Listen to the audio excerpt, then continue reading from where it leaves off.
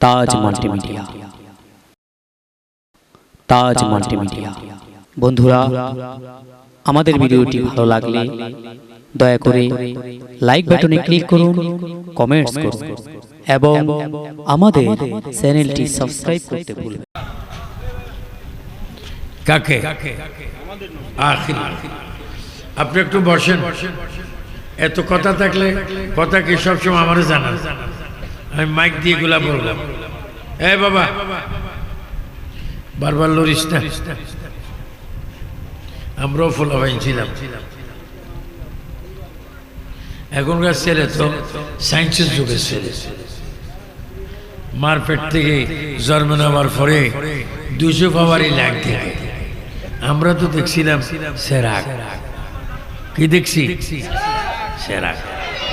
বাংলাদেশে এক ফিসাব বাইর হয়েছে, বরিশাল বাড়ি, এটার বলে সর্বনাই। ফিরের নাম হয়েছে বর্তমান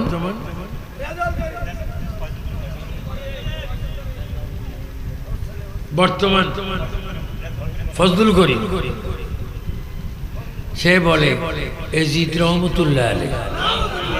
এটা মার এরম ফিরামি সারা পৃথিবীতে দেখিনি। এটা একটা জাহান্নামী বীর। আমারে গুলি করবে, ফাঁসি দিবে, দাও গুলি করো করো। এখন আন্তর্জাতিক যদি গুলি করতে পারো, আমি কবরের মধ্যে শহীদ এবং জিন্দা। যদি বলুন না, আমরা শহীদের দরজা চাই কি চাই না? এজিদ কি ভালো না খারাপ? এজিদকে রহমতুল্লাহ আলাইহি বলা যাবে? যে পীর বলে এজিদ রহমতুল্লাহ আলাইহি, তুই লানাতুল্লাহ আলাইহি, তুই হুর আল্লাহর কসম।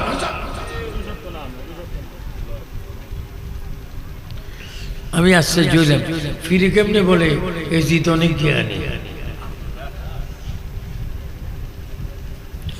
এগুলা ভালো মতো প্রতিবাদ করবেন।